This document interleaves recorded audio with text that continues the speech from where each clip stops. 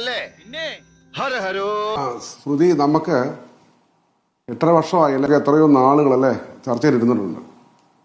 ശ്രുതി, നിങ്ങളുടെ ആ ഡ്രോൺ തിരിച്ചു വന്നായിരുന്നു നമ്മുടെ ദിലീപിന്റെ അടുക്കളയ്ക്കകത്ത്.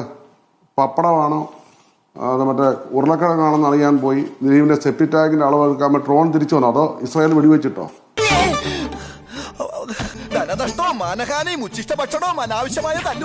റിപ്പോർട്ടർ ചാനൽ എന്ന് പറയുന്ന ചാനലിന് നാണമുണ്ടോ, ലജ്ജ, സ്വല്പ ഉളുപ്പുണ്ടോ? എന്നെ തേച്ചതാണല്ലേ? ഒരാളെ പ്രതിസ്ഥാനത്തങ്ങ് നിർത്തി നിങ്ങളുടെ വൈരാഗ്യം തീർക്കാൻ അന്ത്യചർച്ച നടത്തി നാണം കെട്ട് നിങ്ങൾ തല താഴ്ത്തുമ്പോ പുതിയ പരിപാടിയായിട്ട് ഇറങ്ങിയിരിക്കുക അവൾക്കൊപ്പം. പിന്നെ ഞങ്ങളെല്ലാം പിന്നെ ആർക്കൊപ്പം? നിനക്കിതിന് മാസക്കൂലിയ ദിവസക്കൂലിയ? ഇവിടെ ഒരു വലിയ വക്കീൽ പറയുക, ഹാരിഷ് വാസുദേവൻ പറയുകയാണ്. എന്താണ് പറഞ്ഞത്? അതായത് ഞങ്ങളുടെ പൊതുസമൂഹത്തിൽ ഇതിന്റെ എല്ലാം റെക്കോർഡുണ്ട്. എന്തൊരു വിഡ്ഢിത്തരമാണ്. അദ്ദേഹത്തിന് കുറച്ച് അറിവുള്ളയാളല്ലേ, കയ്യടി കിട്ടാൻ ഇങ്ങനെയാണോ സംസാരിക്കേണ്ടത്? എല്ലാം കേട്ടു, അതല്ല ഉദ്ദേശം. കാര്യമുണ്ട്.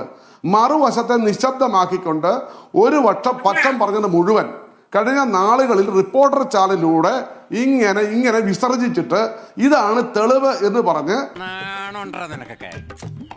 കേൾക്കണമെങ്കിൽ പ്രതിമ കൊണ്ട് വെച്ചാൽ മതി. എന്ത് മാന്യത, നിങ്ങൾക്ക് എന്ത് മാന്യതയായിരുന്നു ഉണ്ടായിരുന്നത് റിപ്പോർട്ടർ ചാനലിന്? മുതലെടുക്കണേ സജി.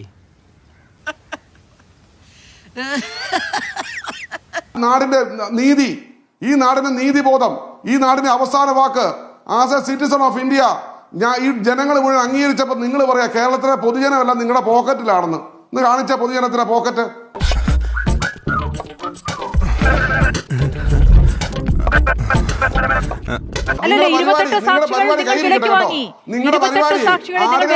പട്ടിയെ പേപ്പട്ടിയാക്കുന്ന പരിപാടി പറഞ്ഞുകൊണ്ടിരിക്കുകയാണ്.